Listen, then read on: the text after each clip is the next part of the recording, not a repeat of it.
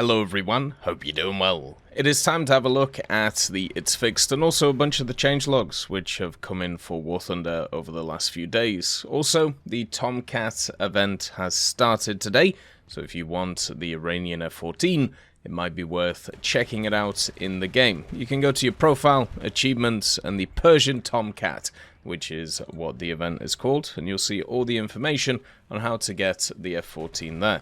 Also, at the same time, they have added a loot box to the game, which has all of the old summer event prizes, if you want to give that a go.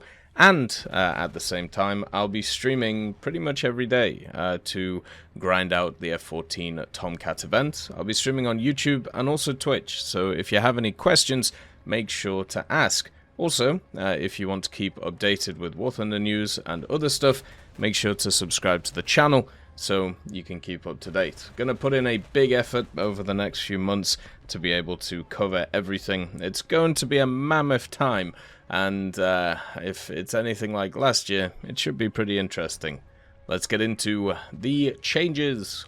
We'll start off with the It's Fixed, which gives a general overview of the larger changes which have happened, and then we'll have a look at the changelog stuff. The first thing is more interface improvements. They have changed a bunch more stuff with the interface. Obviously, whoever's working on that really wants to go hammer time on it. And I've got to be honest, the changes that they've made to how you move around squads and also how you move around specific vehicles has been fantastic. It's been wonderful, and I hope they just continue with that kind of like drag and drop mentality stuff. It's one of the best changes of the last update. I know a lot of people focus on maps, a lot of people focus on vehicles, but for me, the UI and also how everything interacts together is super important. So yeah, there's a ton of changes with that. Make sure to have a bit of fun with it and see how it all works. Another thing I would also like to mention though, which is kind of similar to this, is I would like some more presets, not just for vehicles and squads, but also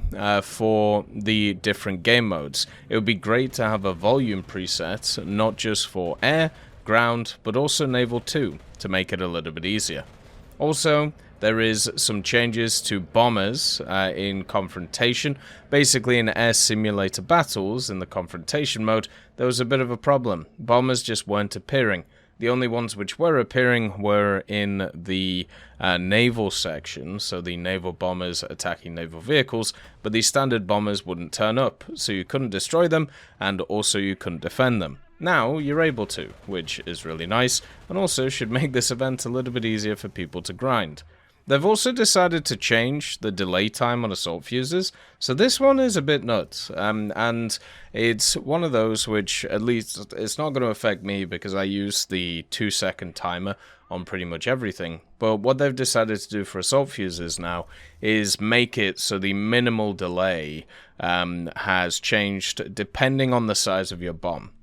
So if you have a bomb up to 10 kilograms, the delay will be 1.5 seconds, and then will gradually increase up to 7 seconds. So if you're using something like the PE-8 bomb, your actual delay on the bomb exploding will be 7 seconds, which is just nuts. But what you can do to negate this is you could just change the bomb fuse to 0 seconds anyway, so if you want it to go off straight away. But the assault fuse, which is like the basic bog standard one that it has if you don't change it, is going to increase depending on the size of your bomb. So if you are playing stuff like the PE-8 or if you're playing stuff with huge bombs, it may be worth changing that assault fuse to the actual timer that you want. Otherwise, it's going to be way off what you generally want.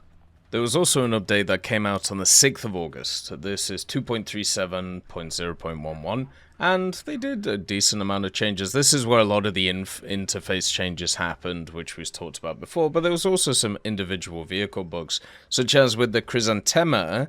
There was a bug where the second launch missile was not controlled in semi-automatic mode. That's been fixed. If you don't know, the Chrysanthema is a vehicle that has access to 2 missiles. You can actually lock on with the first missile, So it goes towards its radar kind of locked on target, and then the second one you can actually control Sackler style, so basically with your mouse or with your controller. It's actually really cool. The problem is the Chrysanthemum isn't very good, so you don't really see it a lot, but it is a vehicle which does have a set of mechanics that you don't really find anywhere else.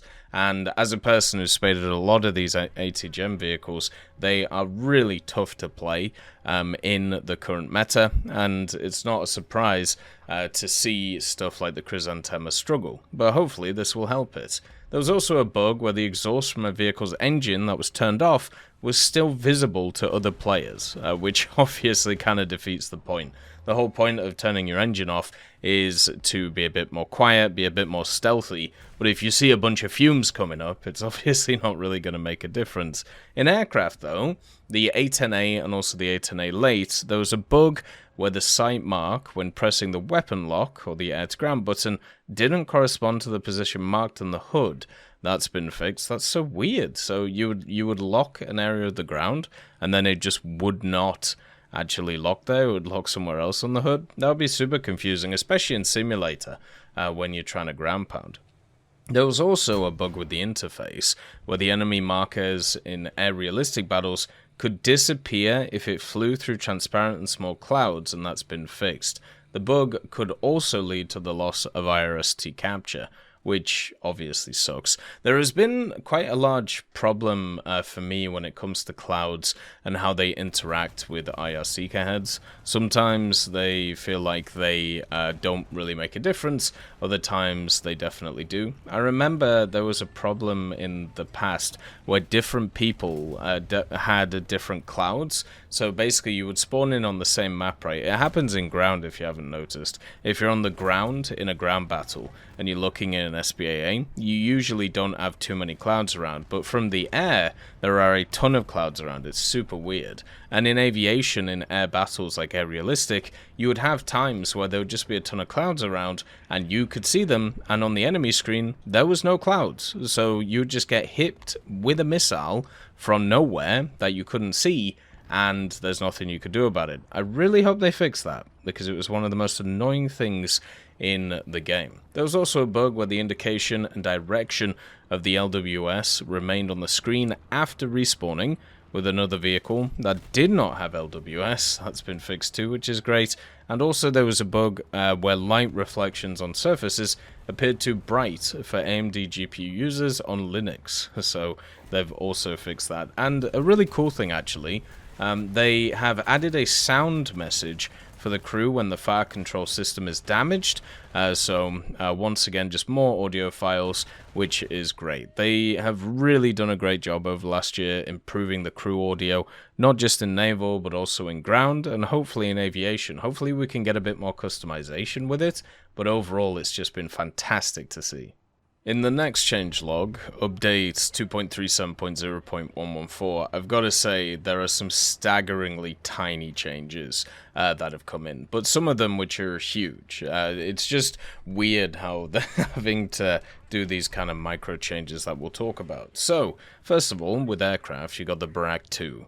There was a bug that caused the infrared channel to be missing when using IR-guided bombs. This has been fixed. Obviously, that's a huge issue for that aircraft, right? If you're using IR-guided bombs, you kind of need to see the infrared channel. So that's super useful. Now, with the huge changes, the AIM-120s, you know, big old active radar homing missiles, incredibly important to people, the good old AMRAAM, having a good time with it. Now, the delay after launch until the missile control begins has been increased from 0.5 to 0.6 seconds. You see what I mean? There's just a bunch of these little changes in this changelog which are just kind of weird. Also, the Mirage 2005F. There was a bug with the lack of indication of the launch range for a maneuverable target on the radar indicator. That's been fixed too. But yeah, that AIM-120 change, I don't know. Now, we've got another absolutely massive change, by the way, in ground vehicles. You have the Tiger 2P. The weight has been increased from 68 tons to 68.5. Ooh, It's going to massively change the vehicle and how it's going to work. The mouse in the E100, there was a bug with the difference in the strength of the breech of the gun compared to other tanks has been fixed too. So it was either too strong or too weak. My guess would be too strong. It's always kind of a pain trying to destroy those things. And another massive change. The Leopard 2PL and also 2PSO, the muzzle velocity of the DM11 shell has been increased from 970 to 980 meters per second. Massive news. Huge. So yeah, 3 massive changes in the game. One which is actually quite big though is with the M247. This is the Sergeant York. If you don't know what the Sergeant York is, it's an incredibly powerful SPAA for the US. I wish every nation had a Sergeant York. Unfortunately, the Veek was the closest, and they made the Veek a lot worse now by removing its HEVT for historical reasons, but mainly due to balance reasons. But basically, the radius of the M822 shell's radio fuse has been increased from 4 to 6.5 meters. So the Sergeant York was already pretty powerful. But now it's going to be even more powerful because you don't have to be as accurate with its HEVT. Now, the issue with the Sergeant York is the fact that it still gets outranged by a lot of weapon systems in a full up tier, and the other part of it that's kind of sad is the fact that, as I said, not a ton of nations have a vehicle like it, and it would be really nice if they did, and it would definitely put a dint or a crack in that CAS effect at those BRs. For naval vessels, the Feel MC485, the ML1383, the Flagstaff, and the PT812, there was a bug that disabled the survivability option when there was a crew shortage. That's been fixed, and they basically changed the amount of crew that goes towards the survivability stuff. So basically, they will appear proper now. And one of the cool things, actually, for the French, they've actually added their own 3-tone cart camouflage, which has replaced the German one, which was already there. So the 3-tone camouflage is now in accordance to French army standards, and I've got to be honest, it's really nice. It looks absolutely beautiful. As somebody who enjoys having a bunch of different camos and a bunch of different things like that, the French getting one, and hopefully soon with a bunch of the Benelux ground stuff coming in, we can also see some cool camouflage for that stuff. Also, the interface-wise, there is a bunch of different changes, as I said, to the interface in the form of the hangar. If you want to see how all of those work, I'd go read the changelogs. I'm not going to go through them all because a lot of them, as I said, are pretty minimal. They're not huge changes, so not really too worth it. And then also, the can-do approach special task for ground sim has been removed. I'm probably going to do a video on the special tasks and also the daily tasks, which one are the easiest, which ones are the hardest. But basically, the one which is tough, which is the can-do approach in realistic, is pretty much impossible in sim. Basically, you have to win a battle where you destroy an enemy using a heavy tank, SPG, and also a light and medium tank. The problem with this is in simulator, it's pretty much impossible, if not impossible, to actually do that. So that's kind of really annoying that that was there for the longest time. They also removed the crit ones from air because obviously the severe damage mechanic, they could have just made it add into the severe damage mechanic, but they probably got annoyed at people kind of going, because what you could do in a lot of the new maps, which have stuff like BTRs or those columns, the crits on ground vehicles would also count towards the crits for the dailies and specials, so it was super easy to do. So my guess is they weren't happy with it being super easy. And the last part, they finally cleaned up the bananas, which are scattered around the hangar. So if you missed out on the banana decals, they're gone forever. And, well, maybe not forever, but they're gone now. It was kind of a little test that Gaijin did to the hangar. I thought it was kind of interesting. It would be nice if they did a few more of those things, but instead, like, attach them to actual events so people know that they're happening. so we don't have kind of silly games like that. I don't know if that banana game is still doing well, or is it a banana game? I think it is, right?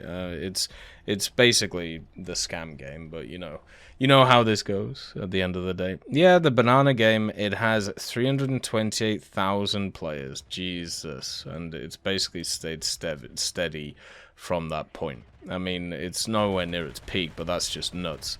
Kind of shows you how many clickers are around to try and sell things in order to try and buy stuff on Steam and just make money on crazy things. It's the it's the third highest played game on Steam. That is nuts. And all it is just an extension of the NFT crypto bro crowd. Crazy.